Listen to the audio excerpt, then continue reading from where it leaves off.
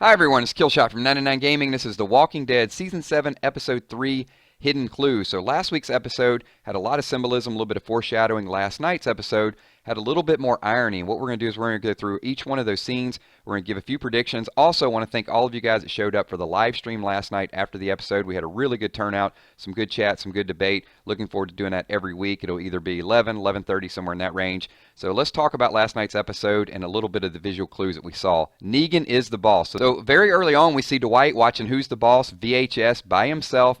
80s TV show with Tony Danza, and it really laid the groundwork of what's going on, what is going to be the chain of command going forward. Also, the next scene, we see Dwight playing air hockey or some sort of table game with someone that's not Cher doing shots.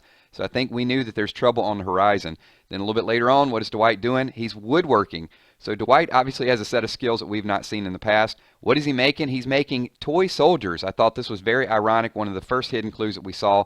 Here's some lyrics by Eminem, also Martika, step by step, heart to heart, left, right, left. We all fall down like toy soldiers. So once again, we know who the boss is. We know that this is a military style system, and Dwight is really doing everything to work himself up to be one of Negan's top lieutenants. So Dwight is also gaining trust. So you take all of those things in the first couple scenes, and we see how it plays out when Dwight is going around making his rounds. Here, you got someone in the front of the line.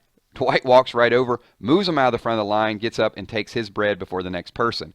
A little bit later on, we got some guy that decides, you want everything, I'm going to give you the shirt off my back. That was not the smartest choice he ever made. Hopefully you guys saw that, but shortly after, he threw the shirt at the guy threw it back, so they weren't here to get his shirt, but they ended up beating him down all the while. Dwight's just spreading the mustard over the sandwich. Number 39 was written down and also shown a little bit later. So 39, I thought this was very ironic. It's a creative number with the inclination toward assisting humankind. Dwight is not assisting humankind. Everything he's doing here is for selfish reasons. You can see all the things he's taken a little bit extra to make the sandwich. There's the 39. I think 39 is also a stop number or a location number. So imagine if Negan's group has 39, 40, 50 different places they have to stop. Dwight's out there doing that collecting. So this was very interesting. Dwight actually found some pickles hidden away, and you can see the lady in the background holding her stomach. So Dwight takes pickles from a pregnant woman. So you can see really how far and how low he has stooped. He's lost a little bit of that humanity. And there's a little bit of that irony with the number 39. And it really is a tale of two sandwiches.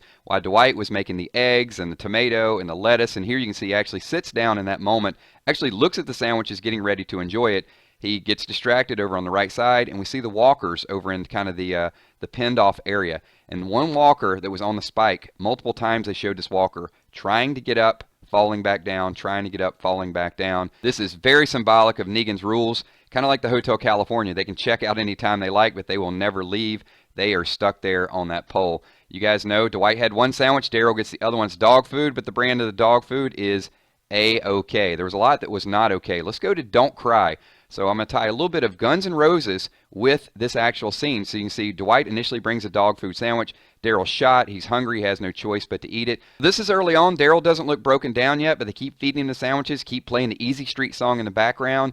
And then this next scene is where he started to lose a little bit. Here's Daryl naked on all fours, hands in front of his face. And if you guys get a chance, go back and watch the Guns N' Roses video, because Axl Rose, very similar. He's kneeling down, looking up. He's in the grave, hands in front of his face. Daryl's in a cell. Axel's in a grave. Let me know if you guys can see the similarities. Check out both videos. Moving forward, let's go see the doctor. A couple interesting call-outs from the doctor scene. Number one, the pregnancy test, a little bit of the dialogue between Dwight and Cher back and forth. We come to find out that it's Negan trying to have a little baby Negan, not a little baby Dwight. Also, Carson, the doctor here, getting used to being my own assistant, is what he said to Daryl. So someone left, or could it be his brother that left and is now up at Hilltop? So we don't know the time frame to that. Let me know your thoughts and comments below. The room. Once Daryl came out of the infirmary, they set him down on a red chair with a direct view. The door was open to actually see what his life could be like. So they keep going back and forth with this, showing him how bad it can be and how good it can be. But the funny thing with this is, even this room doesn't look as good as what he had in Alexandria. The red chair I thought was very symbolic as well too. Red is a sanctuary. We'll talk about that a little bit later on the video. So the test, there were multiple times throughout this video where people got tested. One right there was Dwight being tested, where Negan actually told him, would you like a blast from the past? This is Negan offering Dwight a chance to get back with his ex-wife. Dwight just stands there motionless, doesn't say anything. Negan says, I'm just kidding. And how about Joey? Joey actually went to give Daryl his sandwich while Dwight was out on call. But check this out. Instead of shutting the door, Joey slows the door down with his hand. So a lot of people said, well, why didn't Joey get punished for leaving the door open because it was a test. The fall was something I had to go back and watch multiple times because there were some images AMC put out, but as soon as this first came out, the car was over on the side. I thought that's kind of an odd place for a car just to be there. Did it hit something? Did it flip over? And then we see this big pile of goo and guts and everything else. And you think maybe it's hit and run, that people were just running over walkers. But then we saw the hole in the bridge. So the car actually drove off the side of the bridge, which was a really neat way to set up the scene. We've seen this in multiple sneak peeks. And remember, just a couple months ago when people saw the walker on top of Dwight, they thought it was Abraham. Rest in peace, Abraham. We would love to have you back. How about the shot? A little bit after that scene, we saw Dwight actually chasing Gordon down. He catches him, and then Gordon says, I'm not going to kneel anymore. You're just going to have to go ahead and do it. Dwight actually threatens him. He says, anybody that you've ever talked to, I'm going to kill them. And we see Gordon walking away. Take a look at his shirt. But we don't know where Dwight actually shoots Gordon. But then we see the walker a little bit later on, and we saw he shot him right in the middle of the back. So he had to take him back to Negan to continue to create that status. And here you can see Gordon, who looks a little bit like Mark Cuban, just kind of wasting away. Not quite turned completely yet, but he is definitely getting there. So how about the red doors and the ferns? So we talked about the room. All he has to do is say, I'm Negan. He does say, I'm Daryl. It's a solid red door. Red has always been a symbol of a sanctuary if a door is painted red, so I think that's ironic. Also, the fern in the background. A fern is a very calming plant. It gives confidence, and if Dwight was trying to help Daryl, but he's just not getting anywhere.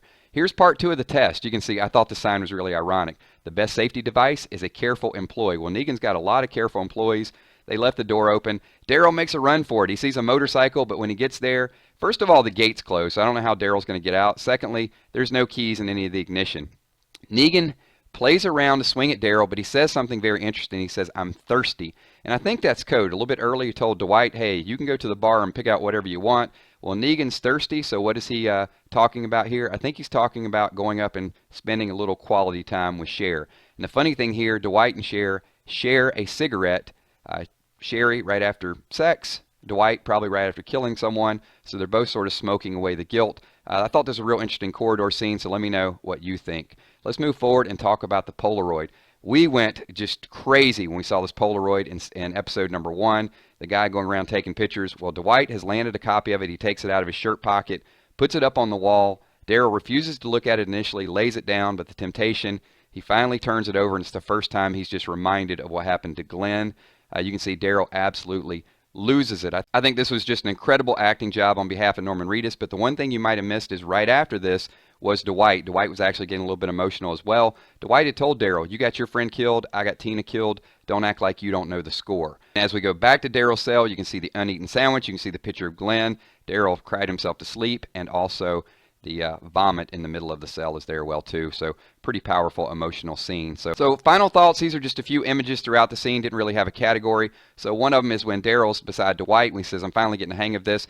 Just once again reminding that the arrow that hit Denise was probably not meant for Denise. We know that Dwight is not very good at riding a bike. He must have hit a lot of potholes. He's trying to be like Daryl. Maybe he's a little jealous. He's got his crossbow. He's got his vest.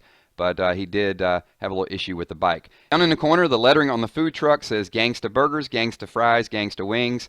Real interesting for a zombie apocalypse. And also, this statue is great. Icon of Dormition. Yet another biblical reference. You can see the angel and also the severed hands. Actually has some dual meanings, so make sure to check that out. And then the scene with Daryl and Dwight, where Daryl looks at Dwight when he's getting ready to close the door and says, I get it. I know why you did it. And then I think the episode came full circle with this, so I'd love to hear your thoughts, your comments, because to me this was one of the most complete episodes. I know that some people thought it was a little slow in the beginning, but I thought the storyline was really well developed. And what did Daryl mean at the end when he said, well, I know why you did it, but that's exactly why I can't do it. So looking forward to your chat, your interaction, all of your theories out there. My name is Killshot. Give this video a thumbs up. Peace.